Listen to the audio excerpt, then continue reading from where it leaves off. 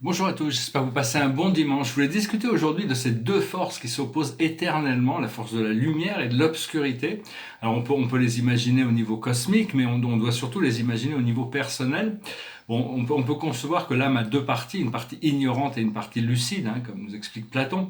Mais pour être plus pratique, on pourrait dire que d'un côté il y a l'ego et de l'autre côté il y a l'âme. L'âme qui est connectée au vrai moi, à Dieu, et que l'ego représente tout ce qui représente la peur et la séparation, alors que l'âme représente tout ce qui est amour et inclusion.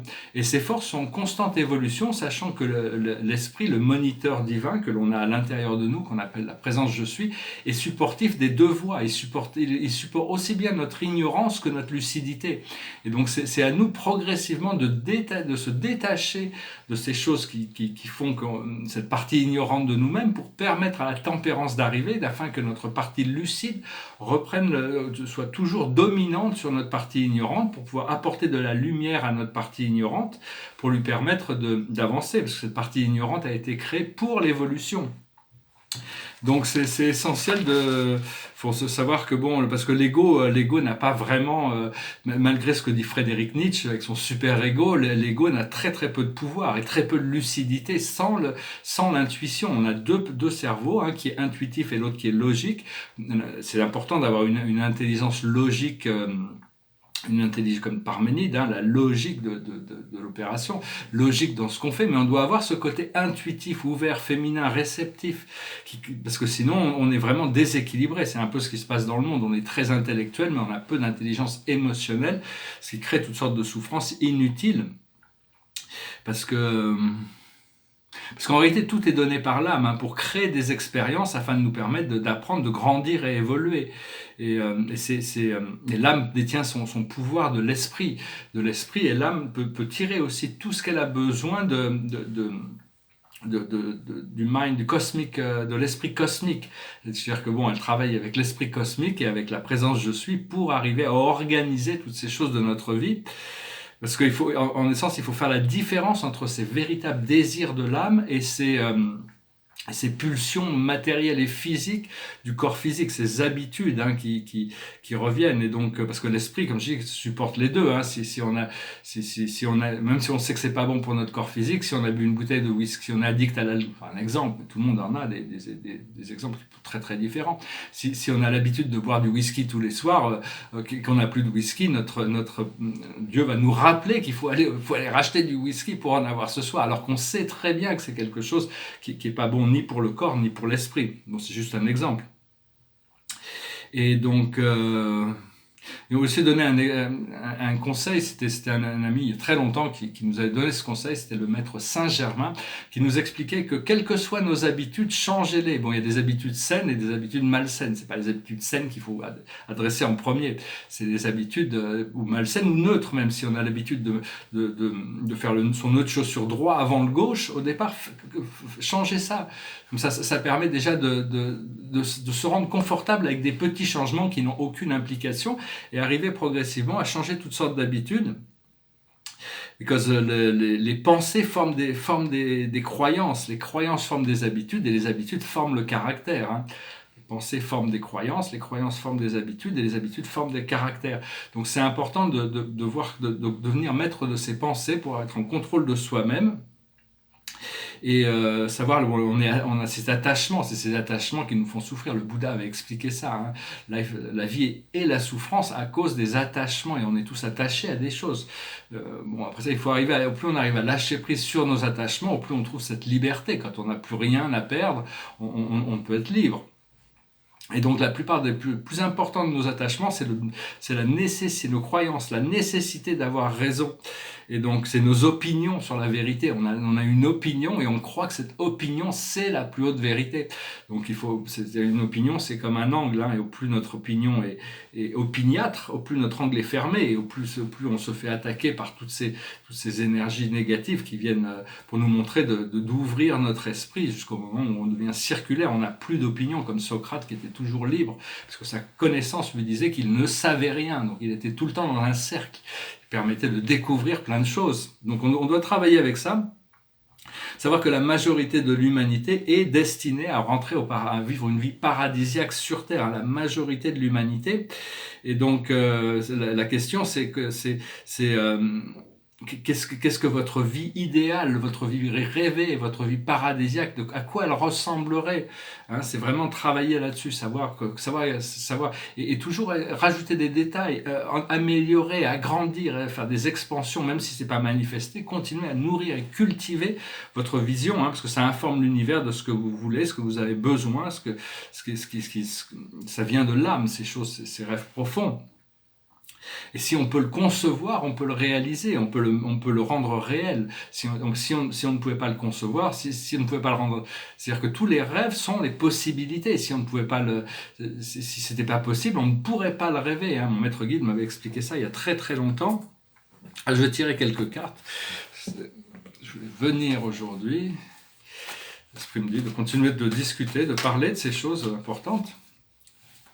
Bientôt pouvoir avoir parler de mon livre, hein, l'esprit de me parler de mon livre, c'est un livre très important pour le monde entier, ça va être produit. Puis il y a même une version, ça fait longtemps que je voulais faire ça et que ça va être assez élégant, je vais faire une version limitée plus tard en latin. Je ne sais pas pourquoi, mais je trouvais que c'était important je ferais traduire en latin et j'aurai une version, il y en a peut-être 500 ou 1000 exemplaires en latin, je ne sais pas pourquoi, mais c'est quelque chose d'important, ça peut paraître bizarre. Mais enfin, c'est une version, ça va être une version un peu élégante, disons. Alors, le passé, présent, futur. Le passé, c'est la femme de cristal, c'est le gardien. C'est-à-dire, c'est quand même assez business, hein, c'est pas trop émotionnel. Il faut s'élever au-dessus des choses, c'est garder l'équanimité et la lucidité, s'élever au-dessus des choses. Elle garde ses trésors, au-dessus de la vague émotionnelle, hein. Actuellement, là où on en est, c'est la réussite sociale, c'est Apollon, c'est le chariot, c'est toutes les choses de la vie qu'on a demandé. On est en train de les recevoir, on se prépare à les recevoir, c'est arriver de pouvoir entrer dans le monde. Le futur immédiat, c'est l'étoile. Voilà, c'est merveilleux ça, cette lecture, c'est-à-dire c'est vraiment les rêves qui deviennent la réalité. Ici, c'est la déesse Kuan Yin. C'est la compassion. Il faut toujours rester dans l'amour et la compassion. Il va y avoir des choses qui vont arriver dans le monde. Il faudra démontrer cet amour, cette inclusion, cette compassion. Tout ce que l'on fait à une personne, c'est comme si on le faisait à toutes les autres, hein. C'est ceux qui sont dans l'ego ne savent pas ça. Donc, des fois, ils font des choses aux autres. Ils se rendent pas compte que c'est à eux-mêmes qu'ils sont en train de faire subir des choses qu'ils ne voudraient pas subir eux-mêmes. Mais la loi est telle que, bon, tôt ou tard, toute notre création devient nous, hein.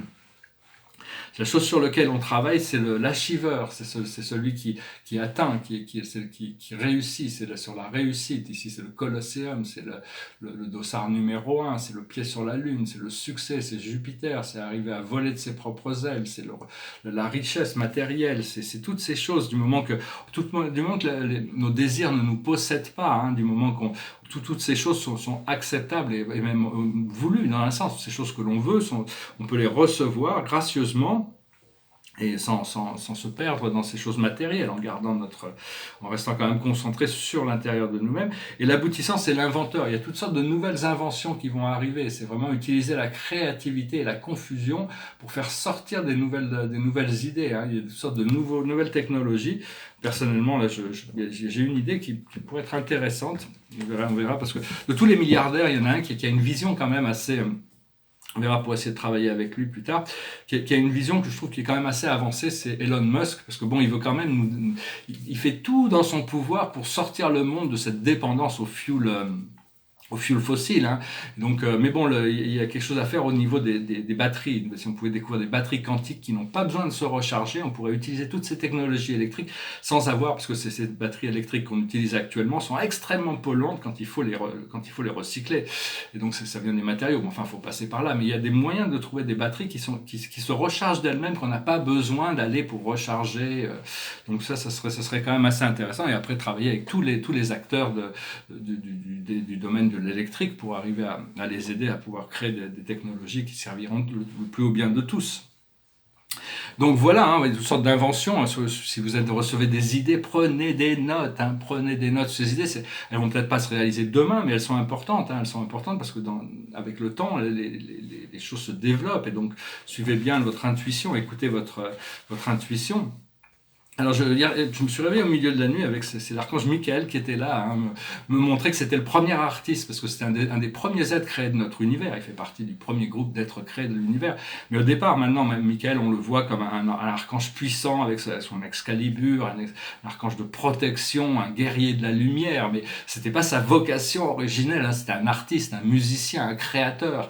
Il a été créé comme un créateur, vraiment. Hein, Michael, l'ordre de Michael sont des créateurs. Donc c'était vraiment un artiste, c'était un des premiers artistes, et maintenant bon, il a pris cette fonction de guerrier de la lumière, de protecteur, parce que la Terre en avait besoin, donc il est venu là. Mais enfin bon, on l'invite à devenir plus présent dans notre vie, hein, toujours, hein, parce que c'est vraiment un être de bienveillance, de lumière, d'amour, de sagesse, qui a des choses merveilleuses à nous apporter. Hein. On travaille avec lui jour après jour. Et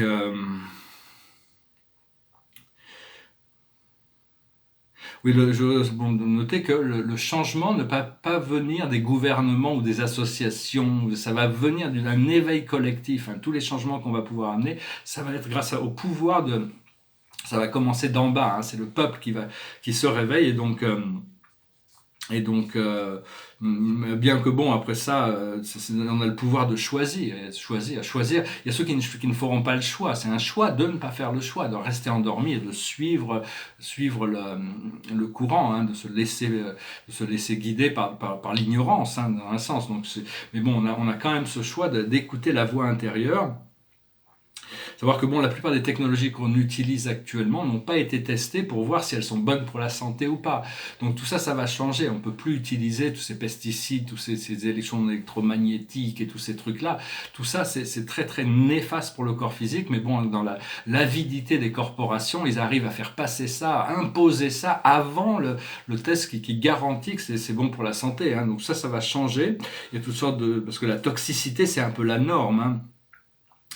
Et on n'est pas vraiment conscient de l'unité de toute chose que l'on fait aux autres. On va devoir avoir l'expérience. C'est ces gens qui imposent des tyrannies ou des toxicités ou du mal aux autres pour l'avidité ou le profit ou ces choses-là, le pouvoir. Disons qu'ils se rendent pas compte que bon, ils vont devoir faire face à toutes les conséquences. Ils vont sentir émotionnellement tout le mal qu'ils ont fait aux autres. Et quand on a fait du mal à des millions de gens, l'expérience de ressentir ça, ça va être extrêmement douloureux, extrêmement pénible. C'est un peu comme une double peine, hein, parce que non seulement après une fois qu'on a fini notre incarnation, on doit passer notre vie en revue et bon, si on a fait du bien, on le ressent aussi. Hein, donc bon, c'est quand même bien de cultiver le vrai, le beau, le bien. Parce que bon, ça nous permet de garantir qu'une fois qu'on passera notre vie en revue, on va pouvoir ressentir tout ce bien qu'on n'a pas pu ressentir forcément non plus. Et donc on ressent ça, mais après c'est selon ce qu'on a fait dans une vie qui crée les conditions karmiques de notre renaissance, de notre continuation d'existence, où on va devoir équilibrer tout ce karma de toute manière. Enfin, on est là vraiment pour équilibrer ces choses. Savoir est-ce qu'on veut retourner à l'ancien ou on veut se préparer pour un nouveau monde, une nouvelle vie. Hein. Aujourd'hui, ma carte de la journée, c'est la nouvelle vie. Les opportunités, je dois rester optimiste parce qu'il y a toutes sortes de nouvelles choses qui arrivent, même si bon, il y a encore énormément de parts d'ombre dans ma ligne temporelle, je ne sais pas trop, mais je dois avoir confiance, hein, de toute manière. Et vraiment, on peut pas vouloir retourner à l'ancien et choisir quelque chose de nouveau. Donc il y a vraiment un sacrifice à faire sur les choses anciennes pour arriver à se préparer pour quelque chose de nouveau. Actuellement, il y a Vénus, Saturne et Jupiter qui rétrogradent ces jours. Donc il y a toutes sortes de réflexions rétrograde, ça veut dire, ça nous permet de remettre en perspective, de revoir, de rappeler, de réaligner. Parce que de plus en plus, il va y avoir, il y a beaucoup d'agents de ce programme sombre qui ont été neutralisés et enlevés. On ne sait pas encore, mais bon, ils ont été enlevés. Mais l'esprit en a laissé certains, la compagnie du ciel a autorisé à certains de rester pour leur permettre d'être exposés. C'est-à-dire, ça fait partie de leur programme d'âme, d'être exposés pour que le monde entier puisse voir ces programmes. Il fallait bien qu'il y en ait qui restent pour que l'humanité prenne conscience. Donc, n'ayez crainte. Tous ces programmes orwelliens, tous ces scénarios d'Armageddon qu'ils essaient de mettre en place ne vont pas se passer. Il ne faut pas donner une seule seconde, un seul moment de pouvoir à ces scénarios, bien que bon, ça remonte actuellement et ça va continuer de remonter. Et donc, faut vraiment se tenir à l'amour, la compassion et la lumière et l'unité, hein, c'est essentiel. Voilà, j'espère que ce message aura été intéressant pour vous. Derrière moi, c'est un portrait, j'ai fait plus de 200 pièces sur papier l'année dernière. Je vais toutes les revoir. Celui-là, à mon avis, est fini, hein. Il y en a qui ont peut-être besoin de quelques petits détails. Il y a là un visage un peu bizarre, puis un autre portrait sur un chevalet à côté. Et donc c'est une femme blonde, avec une forme un peu cubiste. Et puis ici c'est mon premier autoportrait, j'en ai fait 4 actuellement, j'en ai 4. C'est une sorte d'autoportrait astrologique, il y a tous les noms, il y a beaucoup de noms de symboles et de planètes et de lunes qui sont placés dans mon astrologie. Mais enfin bon, c'est des tableaux assez cosmiques avec la Terre au milieu, hein. C'est un tableau d'1 mètre sur 1 mètre. Donc on ne va pas commenter sur toutes ces planètes, hein, parce que notre astrologie sont des filtres de perception. On a choisi de naître à ce moment particulier pour être influencé d'une certaine manière par toutes ces constellations. Je vais tirer une dernière carte, puis chanter une autre chanson de David Bowie, ça me repassait par la tête. Je l'ai déjà chantée, mais je vais la rechanter, changer un mot aussi dans cette chanson pour la rendre encore plus positive. It goes like this. We passed upon the stair, we spoke of what and when. Although I wasn't there, he said I was his friend, which came as a surprise. I spoke into his eyes, I thought you died alone, a long, long time ago. Who knows? Not me, we never lost control. Your face to face with the man who saved the world. Da da da dum, da da da da da da dum, da da da da da da dum, da da da dum. I laughed and shook his hand and made my way back home. I searched for form and land, for years and years I roamed. I gaze a gazeless stare. We walked 1,000,000 hills. I must have died alone a long, long time ago. Who knows? Not me. I never lost control. Your face to face with the man who saved the world. Da da da dum, da da da da da da dum, da da da da da da dum, da da da dum. Voilà, je vais bientôt pouvoir reprendre la musique aussi, les instruments de musique. Je suis content, il faudrait que j'aurais pu déménager, m'installer. J'étais pas mal au piano à une époque. Et donc la carte de la journée, c'est le 7 de Gabriel, bien aimé Gabriel, hein. Ici, elle est sur Pégase, son cheval ailé, hein. Vraiment, elle voyage malgré les nuages, malgré l'orage. Il dit défendez vos convictions, ayez confiance, revendiquez votre place. Donc vraiment, il faut pas se soumettre à toutes ces choses. Il faut rester une sorte de résistance passive, rester bien calme, mais dire non à toutes les choses qui ne sont pas en harmonie avec cette vérité intérieure, hein. Il faut revendiquer notre place aussi. Et donc il y a toute cette possibilité, cette nouvelle vie qui s'offre devant nous, hein. Voilà, je vous remercie. Je vous souhaite un excellent dimanche et je vous dis à bientôt. Namasté.